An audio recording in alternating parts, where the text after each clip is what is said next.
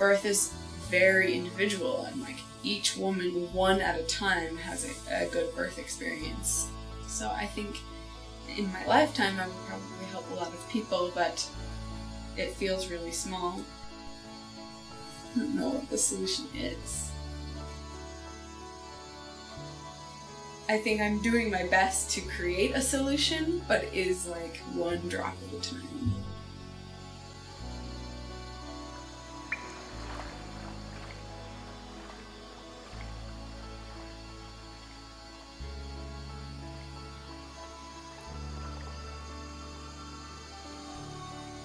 Briana and I felt called to do international work as midwives.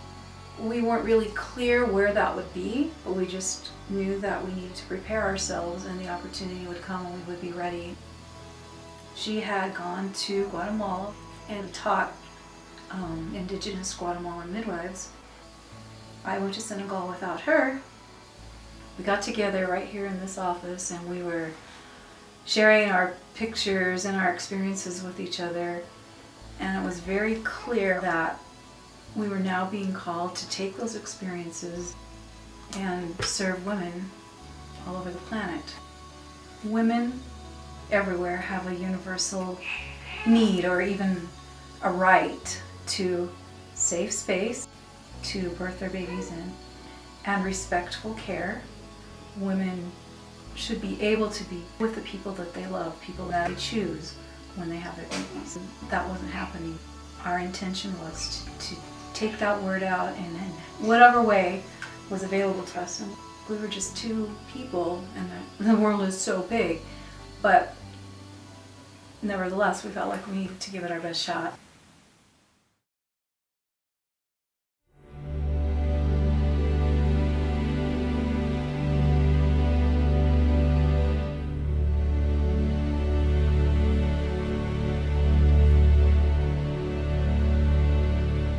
After her death, it became even more clear to me that this really did need to happen.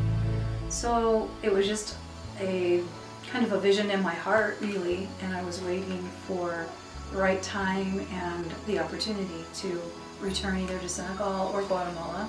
It became the Briana Project because there were so many people that wanted to participate as part of their need to heal from the grief of losing such a wonderful woman. So that's what it was, really, just us, volunteering.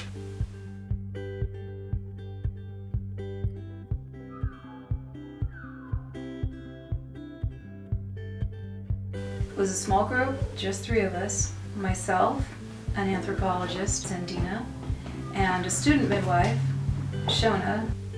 We knew that our time was limited. 10 days is not very long when there is a lot of travel involved. One of our hopes was that we would be able to meet with the traditional birth attendants in the area where we were staying. So on a Saturday morning, 10 attendants were able to travel in, and as they relaxed with us and began to trust us, there were some really, really fun things that we exchanged. We were able to give them some of the woman-to-woman kits, and one of the pieces of those women-to-woman kits that I really appreciated and treasured are some necklaces that were made.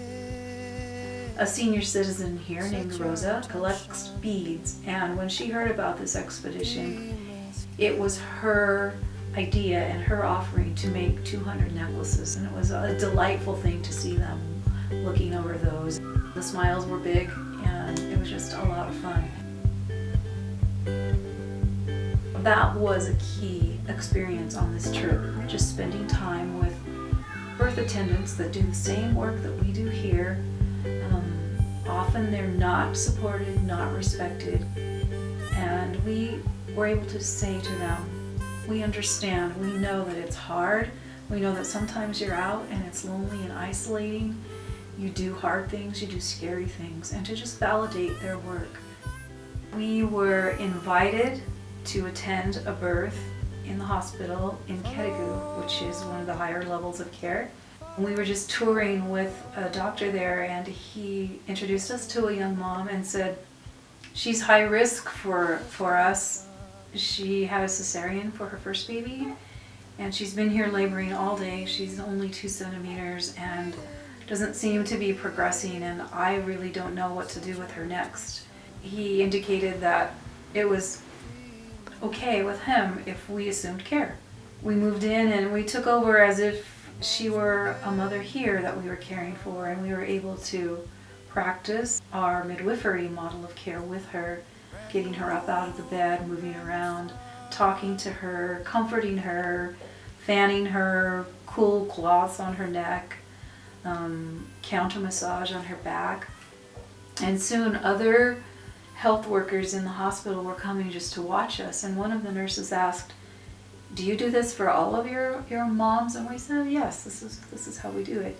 We asked the doctor if there was any way we could have music in the room, and he was very excited, and he ran to his office. While he was out, her mother-in-law came to the door and poked her head in and sort of worked her way in, which normally they're not allowed to do that. And when this young mom recognized her mother-in-law, she was greatly relieved, you could tell, because she wasn't able to communicate with us in her dialect. The mother-in-law started modeling movement, swaying her hips, the noises, the primal noises that birthing women typically make, and telling her daughter-in-law, "You can do this." And it was working. We could see the relief. Then the doctor appeared with his music, and he then noticed the mother-in-law in the room and said, "Shoo, you need to leave." And the 3 of us said, "No, please let her stay." And he said, "You want her in the room?" And we said, "Yes, she's helping." So he shrugged his shoulders and said, "Okay, she can stay," which was a wonderful thing for this young woman. Soon she was showing signs of having a baby. As this baby's beginning to be born, the doctor handed me some scissors indicating that I should cut. And having never had to cut any of my moms, I said, "No, thank you. This looks very normal. This is going well." The nurse looked at him, gave him kind of a questioning look, and he said, "No, stand back. I think they know what they're doing." And then the baby was born very nicely. We handed the baby to the mother, who was so thrilled and so happy with this birth, and drew her son close to her, which is not what typically happens. The doctor then gave me instruments to cut the cord, and again we had a teaching moment where we told him, "No, we wait, we delay that cutting." And he seemed to know what we were talking about. He said, "Oh yes, I've read about that." So mother wasn't cut, the cord wasn't cut, the baby was handed to the mother. I was aware of Briana being very close, and this was one of them, and it was almost amusing because I felt like she was there smiling at us saying, "Okay, what other experiences do you need to teach them?" And really, there weren't. We got to model everything that we do.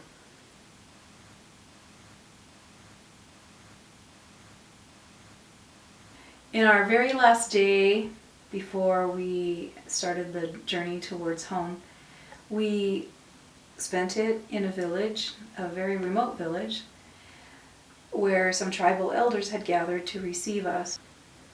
It was very humbling to be in a room with these men who are respected and revered in their villages. And as this meeting was coming to a close, we could hear drums in the background, and Nurse Sar said to us, "They are coming for you." So we were excused from the meeting and we went outside.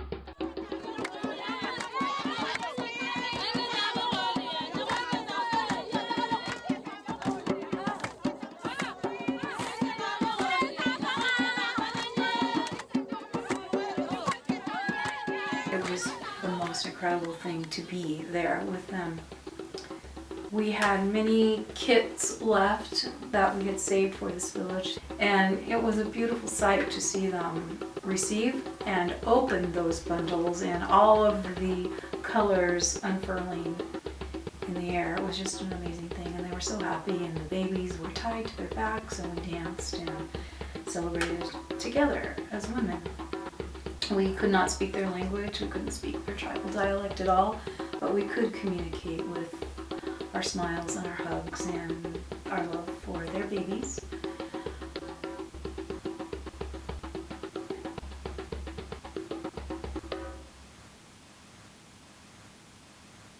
We closed that day by gathering again with these tribal chiefs and distributing clean birth kits. And each one of these chiefs took these kits back to their villages, and I had not been home less than 2 weeks when I got a call from Shona saying the kits were being used.